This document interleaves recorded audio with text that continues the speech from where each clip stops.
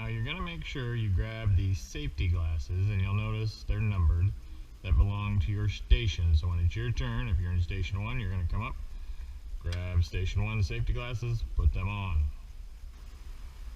Now as you come to the back, you're going to notice that there's hearing protection up on the wall.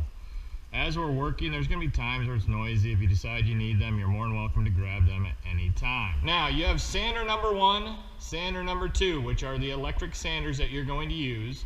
And you're only going to use those if you're sanding a round clock face or an angled clock face. Your large piece is only going to be routered and hand sanded. Your small pieces, you're not going to use the electric sander for these. You are going to simply hand sand all of these pieces. When it comes to sanding, you're going to be using sanders number 1 and number 2.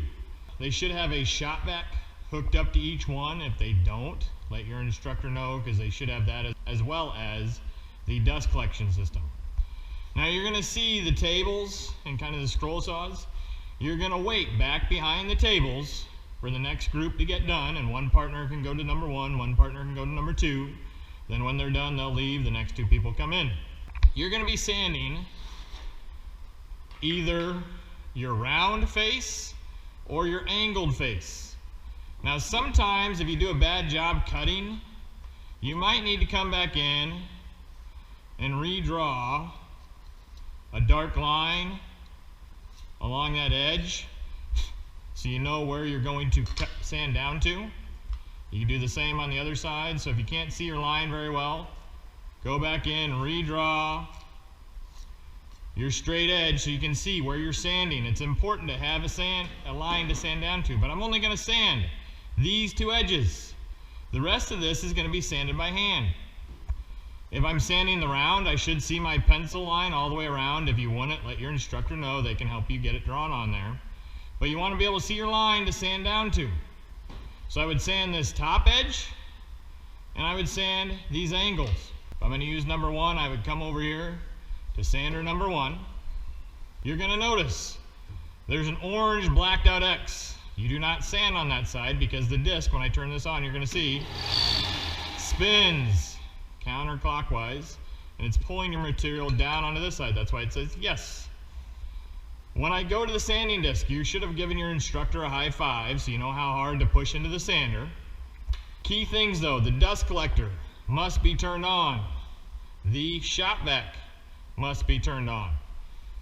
It's going to be quite loud when they get turned on, so I'm going to explain a few things before I do that. When I sand, I have the table.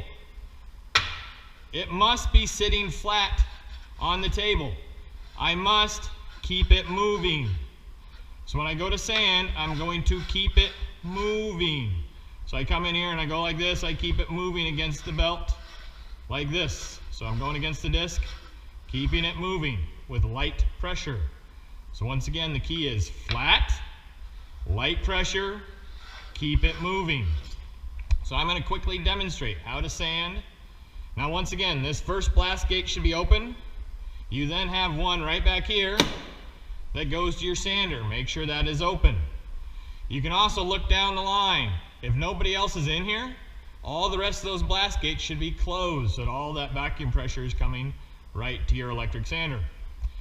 I then am going to go ahead, right here on this white cube, there's an on-off switch. I turn that on. I then turn my shop vac on.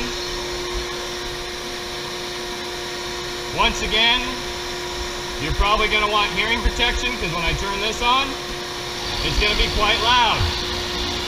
I hold this flat. I come in with light pressure, keeping it moving, sanding down to my line. I'm keeping it moving.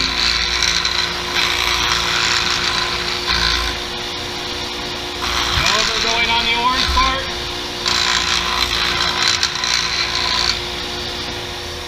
And I've sanded it down. It's nice and cleaned up. Took about 20 seconds, right? If I have an angle, once again I turn it on. I keep it moving, sanding down to my line. Go to the other side, keep it moving, flat on the table. Double check it. took about 10 seconds.